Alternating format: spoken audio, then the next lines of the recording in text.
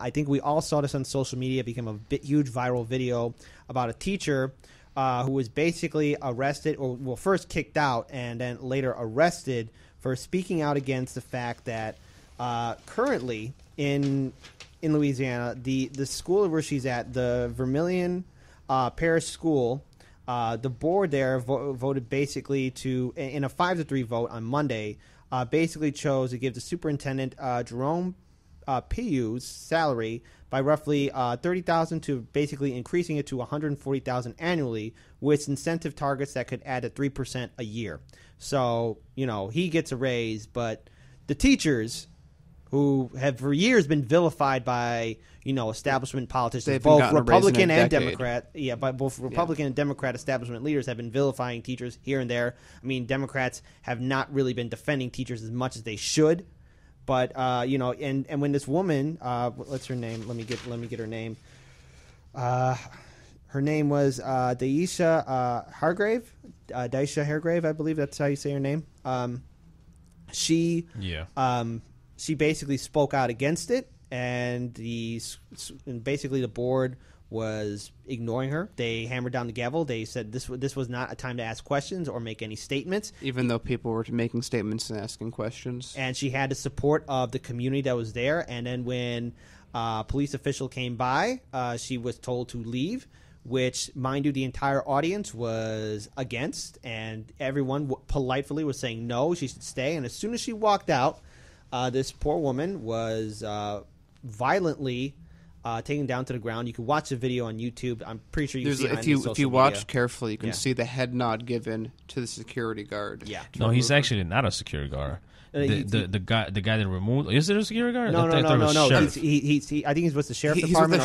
But he's security for that room. So this is it's so interesting. I mean, why is this man so mad about a woman this? Because how dare they ask? She threatened. She chose to ask why is he getting a raise while public schools all across this country are struggling. Right now, we're watching the video right now, and he's taking her down. And this is a woman who's she's not a threat. She's not a threat to anybody. Let me remind you, she's a teacher. Yeah, she's a teacher. She's a teacher that probably has been around kids. But that's safe to assume. Yeah, correct. Yeah. And so imagine that for you to treat. First of all, everybody goes. I went to high school and I remember there was a cop in my high school. He was just around there, but he would preferably be with the teachers. Whenever somebody had anything to do, go to the teachers. This is so hypocritical to see this, because now you're teaching your kids, you should respect the law, you should respect your teachers. Yeah.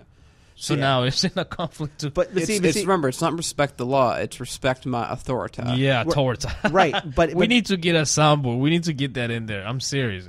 But there's something important to note. Teachers all across this country, like I said before, are struggling. Public schools are getting their services and resources cut. It's just not in Louisiana. It's in every single state. I mean, it's here. And we got our kids going to overcrowded classrooms, and teachers are left holding the bag. In a lot of schools, especially in the inner cities, teachers are buying school supplies for their students, because the school doesn't have enough resources to get school supplies. The parents who are working 2 or 3 jobs don't have enough resources to get school supplies. They're just greedily getting that tax deduction for buying those school supplies. It's not out of the kindness of their heart. They want that 25% back. Thank you. Okay, thank you for that correction. So it's a good thing we give the corporations the tax break. That's it. Now you're getting it. Right. I mean, and to talk about disclosing, it's not just here with all this funding. It's here in Chicago and Inglewood for schools closing. So it's definitely here. Remember, we have the money to build schools, just not keep them open. We have the money. We don't have the money to pay teachers, but we have the money for a new police center. And then we also have the money to help out charter schools, but we don't have the money. We don't have the money to help out our public schools.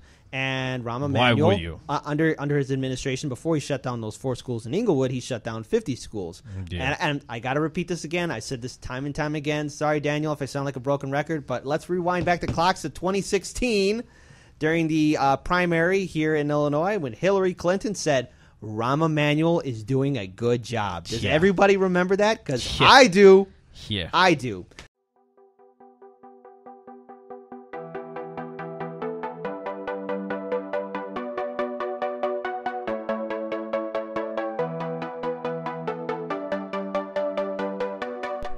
You're watching Hard Lens Media.